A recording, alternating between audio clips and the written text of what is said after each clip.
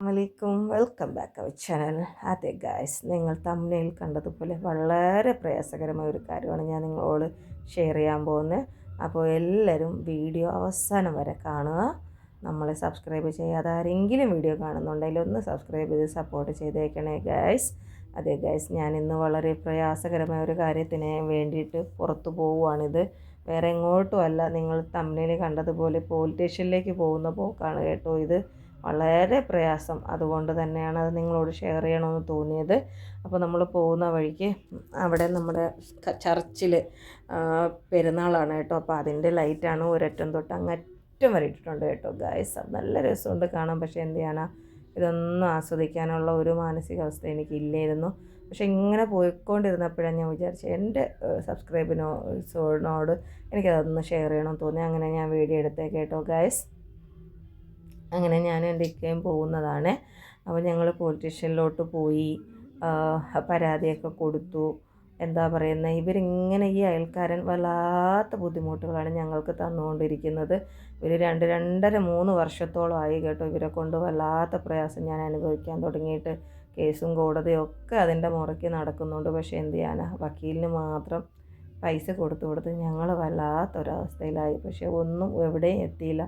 കാരണം ഓപ്പോസിറ്റ് നിൽക്കുന്നവർക്ക് അത്രയും പവറും പിടിപ്പതും ഒക്കെ ഉണ്ട്. ഞങ്ങളൊരു പാവങ്ങൾ, നമ്മളെ കൊണ്ട് പറ്റുന്നത് നമ്മളും ചെയ്യുന്നുണ്ട്. പക്ഷേ എന്ത് ചെയ്യാനാ ഗായ്സ്, എല്ലാം ശരിയാവും ഇൻഷാ അല്ലാഹ് എന്ന പ്രാർത്ഥന മാത്രമേ ഉള്ളൂ. അപ്പോൾ എന്താ പറയുക, നമ്മൾ തെറ്റുകൾ ചെയ്തിട്ടില്ലെങ്കിൽ നമ്മൾ ആരെയും പേടിക്കേണ്ട കാര്യമില്ല. ധൈര്യമായിട്ട് നമുക്ക് മുന്നോട്ട് തന്നെ പോകണം ഇൻഷാ അല്ലാഹ്. ഞങ്ങളും അങ്ങനെ തന്നെയാണ് മുന്നോട്ട് പോയിക്കൊണ്ടിരിക്കുകയാണ്. നിങ്ങളുടെയൊക്കെ പ്രാർത്ഥനയും സപ്പോർട്ടൊക്കെ ഞങ്ങൾക്കുണ്ടാവണം. ഇത് പോലീസ് സ്റ്റേഷനിലെ ഫിഷ് ടാങ്കാണ് കേട്ടോ. അവിടെ നിറയെ മീനുണ്ട്, ഇഷ്ടം പോലെ മീൻ കേട്ടോ. അങ്ങനെ ഞാനും എൻ്റെ ഇക്കയും അവിടെ ഇരിക്കുവാണ്. ഇതാണ് കേട്ടോ ഗായ്സ് എൻ്റെ വീട് ഫുള്ളായിട്ട് ഇവർ കവർ ചെയ്തു. ഇത് ഞാൻ ഹോളിൽ നിൽക്കുന്ന കാഴ്ചയാണ് കേട്ടോ. ഹോളിൽ നിന്നിട്ട് ഞാൻ എടുത്ത ഒരു വീഡിയോസാണ്, അത് ഫോട്ടോസാണിത്.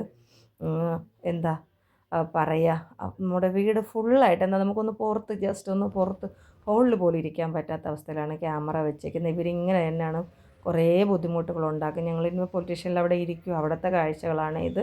അവരിങ്ങനെ പുതിയൊരു ക്യാമറ ഇപ്പോൾ പുതുതായിട്ട് കൊണ്ടുവച്ചു. നേരത്തെ ഉണ്ട് പല പല ബുദ്ധിമുട്ടുകൾ അവരുണ്ടാക്കും. ഇപ്പോൾ പുതുതായിട്ട് കൊണ്ടുവച്ചിരിക്കുന്നത് വെച്ചാൽ 360 ഡിഗ്രി റൊട്ടേറ്റ് ചെയ്യുന്ന ഏറ്റവും റേറ്റ് കൂടിയ അതിലുള്ള പാർട്ടീസാണല്ലോ, അത് അവിടെ കൊണ്ടുവച്ചിട്ട് എൻ്റെ വീട് ഫുള്ള് കവർ ചെയ്ത്. ഇവർക്ക് എന്നെ എപ്പോഴും കണ്ടുകൊണ്ടിരിക്കണം. എന്താ പറയുക അല്ലേ, ഒരു അയൽക്കാരെ ബുദ്ധിമുട്ടിക്കുന്നതിന് ഒരു ലിമിറ്റേഷൻ ഇല്ല. ഇത് വല്ലാത്ത ഓവറാണ്.